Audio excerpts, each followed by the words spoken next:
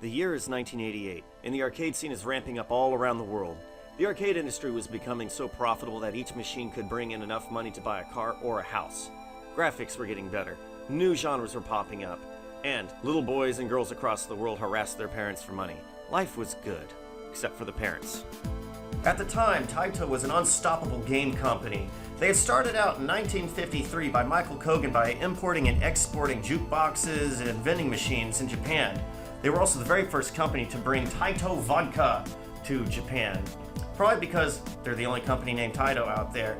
But eventually they started to get into trading arcade machines, and then they thought that they would start getting into developing and publishing some of these games. Exciting games, games you love, such as Elevator Action, Sonic Blastman, Arkanoid, Bubble Bobble, and Violence Fight? With a game title like Violence Fight, you already know what you're getting into.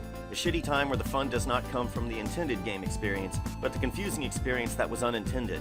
You might be impressed by looking at this game's huge, robust graphics and exciting flashing colors, but we'll see how much fun you're actually having whenever it's your money on the line. I've done research to find more trivia about the development of the game or to find out who had a hand in creating it, but they all seem to have fallen off of the face of the earth, probably to live as hermits in the mountaintops to get away from the shame of having their name tied to this game. The game is mostly remembered for Lick Joe, fighting a tiger, and the story. Oh, let's talk about the story. In the early part of the 1950s in the USA, a game called Violence Fight was in vogue among mafia, reckless drivers, and general businessmen. The Violence Fight was the game to struggle for the #1 quarreler, with fighters who were gathered from all parts of the USA speaking boastingly of their strength. And of course, a lot of winning money as well as the honor were given to the winner. Here in a downtown in LA, a young fighter named Bat and his manager Blinks seek for the winning money eagerly. As a matter of fact, can Bad take the #1 place of the USA? There's so much good stuff to tear apart here that it's hard to know where to begin. But let's begin to peel away the flesh of this festering corpse of a game. Each sentence here in this story is an absolute disaster piece. Mafia, reckless drivers, and general businessmen. Now, it makes sense that businessmen and mafia would meet up for collusion and high-stakes crooked business deals, but why would they hang around the psychopathic reckless drivers? Those people are certainly the odd ducks here, and I bet that they're quackers enough to actually compete in a fighting championship, since they are brimming with unbridled rage. As if you couldn't tell from the title, English was not their strong point. To compensate, it looks like they pulled out a thesaurus because I have never once heard anyone in the UFC be referred to as a quarreler.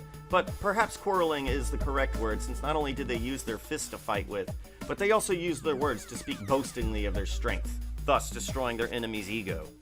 I'm confused as to why the word winner is in quotation marks. Is it to symbolize that when violence is used, nobody ever truly wins? Is it being used to underline a deeper philosophical meaning? Maybe it's that you can't win against an opponent with the name Lick Joe because he just might live up to his name. The fighter is training in a downtown in LA. Now, I wasn't around in the 1950s, so I haven't been to LA back then, but I'm pretty sure that there was only one downtown. Anyways, good luck on Bat for his for training and taking the #1 place in the USA, and good luck on Bad for his eager seeking of money. Wait, is that a typo on the story screen? There's like only 5 different sentences here and they can't even get it right. Is it Bat? Is it bad? I don't know, but I do know what is bad. This game. So first you select your character. Your choices are Bad, Bat, Bad, Bad Blue, Ben Smith, Lick Joe, and Kung Fu Young Burt Reynolds. See those stats? Don't worry about them because you're just going to be mashing buttons pretty much the entire time. Okay, so here's the deal. This game came out before Street Fighter 2 and it came out before Pit Fighter, so it's a rough stretch to call this game a rip-off of those games. Sure, there was the original Street Fighter and a few other one-on-one fighters, so this game is not groundbreaking in that respect, but it didn't have any massively popular games to borrow from like Street Fighter 2.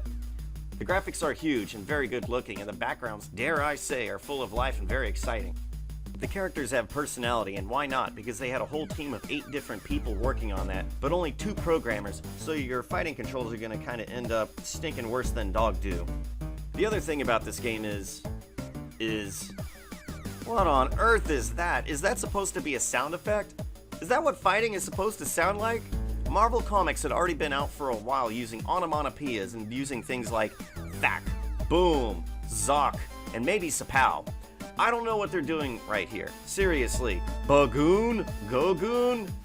I don't know where they got their inspiration from, and I don't know what I'm doing with my life by playing these games. So if you win a few matches, you'll end up fighting a tiger in a bonus round where you can upgrade your fighter's strength. It's a pretty cool idea, but I don't know how they convinced the tiger to not just go on a massive killing spree after getting kicked in the face a bunch of times. Speaking of which, don't even try punching the tiger because it's too short, and you better hope that your character's moveset will accommodate this fight. Li Chin has an exceptionally hard time getting hits on the tiger because he just can't hit low. He can't hit the tiger unless it's jumping. So he's kind of screwed on this fight. Now, I hope you didn't think we were done ragging on the story, because I want to talk about a glaring problem going on here. Issue is that this is set in the early part of the 1950s, am I right? I'm right.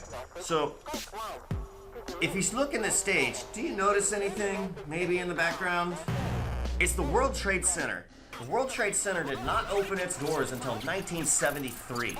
So just what the fresh hell are those buildings doing there? Now, there is one character that I do want to talk about in specific. Their backstory says right here that they had killed 13 people in the ring and were disqualified from wrestling forever.